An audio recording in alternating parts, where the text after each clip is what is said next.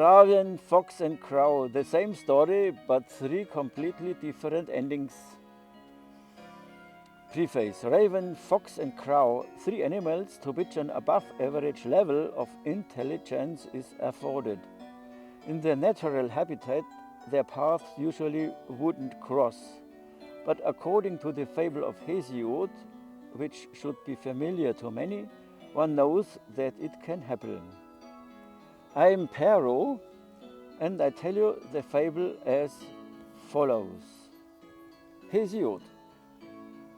A raven sits happily on the branch of a beech tree.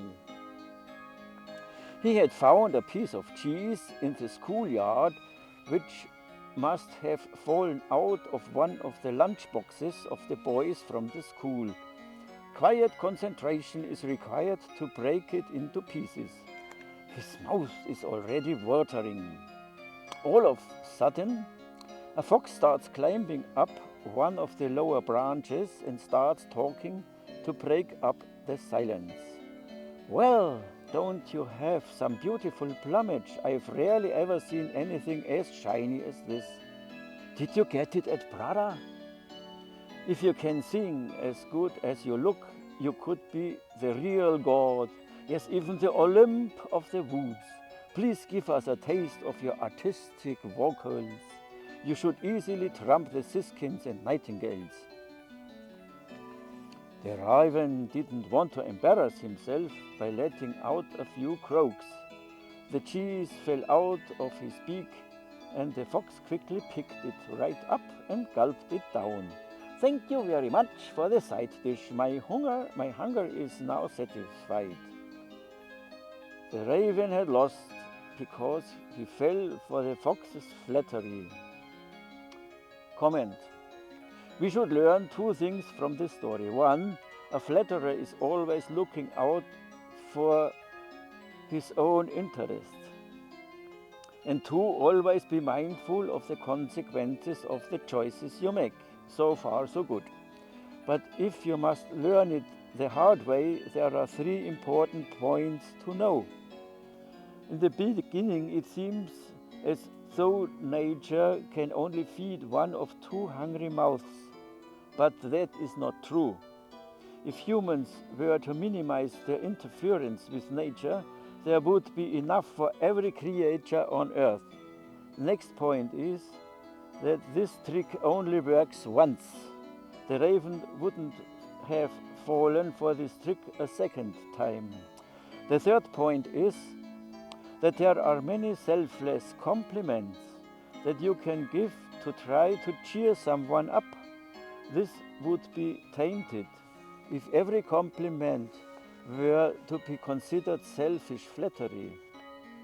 That is why there is another version of the story written by Gotthold Ephraim Lessing, a German writer in the 18th century, in which poison plays a key role. This story is as follows. The version from Gotthold Ephraim Lessing. A raven was sitting happily on a branch of an oak tree. He had in his possession a piece of meat which he had found on a path in between two gardens. The meat had been poisoned by an angry gardener due to his hatred for the neighbor's cat and her unwelcome defecation in his garden. He really wanted to get rid of the cat for good. The mouth of the raven was already watering when a fox started climbing up the lower branches and started talking. Well, don't you have some beautiful plumage? I've rarely ever seen anything as shiny as that. Did you get it at Gucci? If you can sing as good as you look, you could get everyone's admiration until the end of your days. In fact, we will make you the king of the forest. Please give us a taste of your artistic vocals. You should easily trump the siskins and nightingales. The crow didn't want to embarrass himself, and so he let out a few croaks. The cheese fell out of his beak, and the fox quickly picked it up and gulped it down. Thank you very much for the side dish. My hunger is now satisfied. Shortly thereafter, the fox died from the poisoned meat, and the raven thought, oh, wow. Comment. Lessing wanted to illustrate 3 important facts. 1. Stealing things from others is wrong and can lead to your own perdition. As punishment, you might end up paying with your life.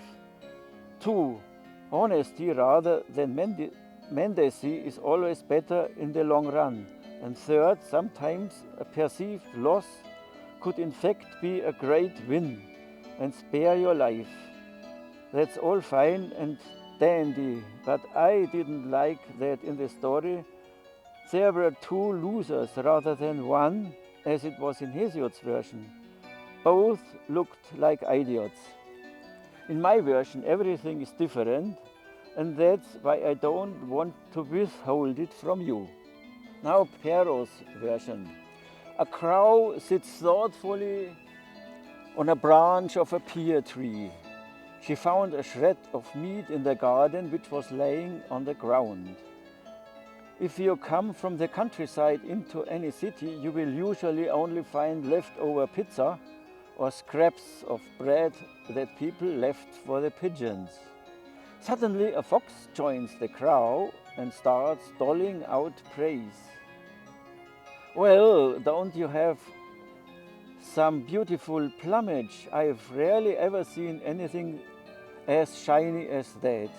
Did you get it at Versace? Everything in deadly stunning black.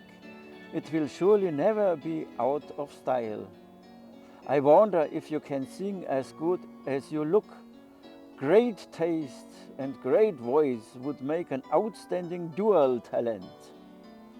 The crow thinks he will more likely be covering his ears once I start croaking rather than continuing to pay attention to me. And if he is so eager to get my meat, I don't even know what else to think other than, in God's name, let him just have it. The crow drops the meat and tells the fox, I know, it is not my voice you are after. It rattles and croaks in a way that sends people fleeing. All you want is my breakfast. Since you already consider my plumage to be deadly stunning, the damned meat would have certainly only brought me the Black Death. My gut is warning me not to eat it. There are numerous rats roaming around in that area. I'm certain the owners poisoned the bait so the rats would die and end up buried beneath the earth. Fresh meat isn't just found coincidentally laying around, not unless there was a barbecue the day before. However, I don't remember seeing anything. But go ahead and try it out. At last, next time I will know if it is safe to eat or not. Maybe the poison won't harm you. Do you smell anything suspicious? The fox sniffs the meat, but ultimately decides not to eat it, though he was very much craving it.